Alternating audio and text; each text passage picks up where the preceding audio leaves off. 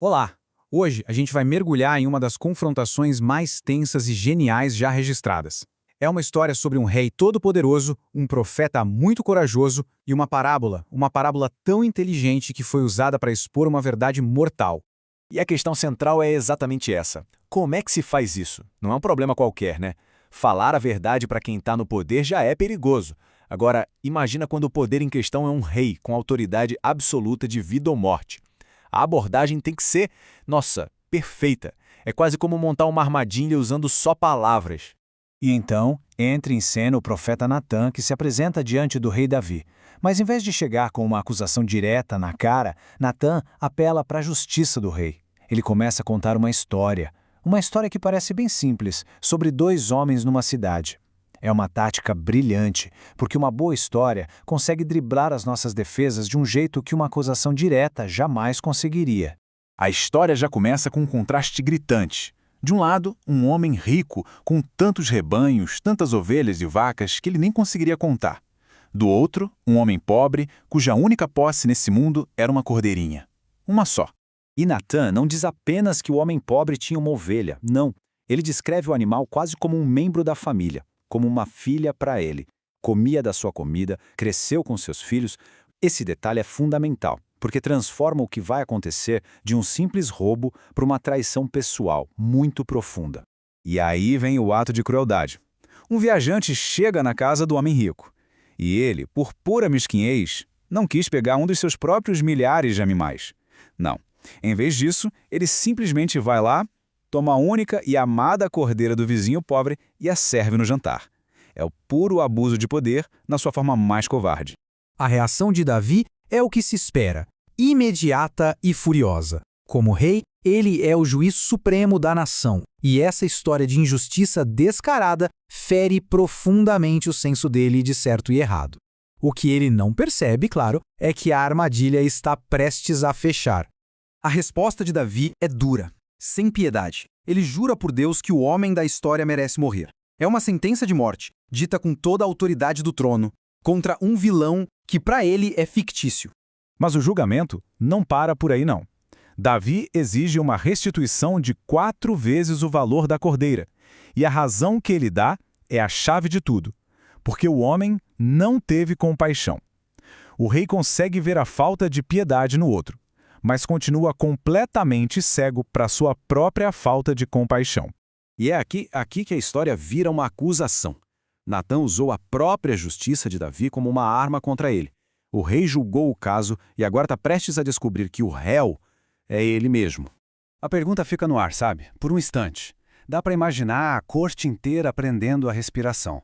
A história era tão envolvente, o julgamento tão definitivo, mas afinal, quem era o verdadeiro culpado? Com apenas 3 palavras, Natã vira um espelho na frente de Davi. Acabou. Não tem mais para onde fugir. A parábola era só isca, e a verdade agora explode com uma força devastadora. A alegoria se desfaz e o que sobra é uma realidade terrível. Davi, o rei, era o homem rico. Urias, um dos seus soldados mais leais, era o homem pobre. E a cordeira roubada era a esposa de Urias, Batseba. Davi a tomou e, para piorar, para esconder o seu pecado, ele arquitetou a morte de Urias no campo de batalha. O julgamento que Davi fez não era só simbólico. Agora, Natã, falando em nome de Deus, começa a detalhar as consequências reais, terríveis que vão cair sobre o rei e sua família. A justiça que ele mesmo exigiu vai ser aplicada dentro da sua própria casa.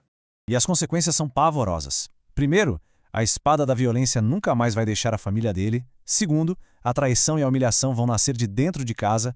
E a consequência mais imediata, a mais dolorosa de todas, o filho, fruto do adultério com Batseba, vai morrer. Diante de tudo isso, a resposta de Davi é impressionante pela simplicidade. Sem desculpas, sem tentar se justificar, só uma confissão direta. Pequei contra o Senhor. Essa confissão o salva da morte que ele mesmo decretou, mas não pode parar as consequências que já estão em movimento. E a profecia se cumpre, bem rápido. O filho de Davi adoece gravemente.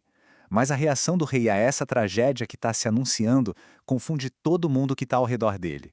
Olha que coisa, enquanto a criança ainda estava viva, Davi jejuou, chorou, orou desesperadamente, ficou deitado no chão, mas no exato momento em que ele ficou sabendo que a criança tinha morrido, ele se levantou, se lavou, trocou de roupa e pediu comida. Para os servos dele, aquilo não fazia o menor sentido. Parecia uma contradição total.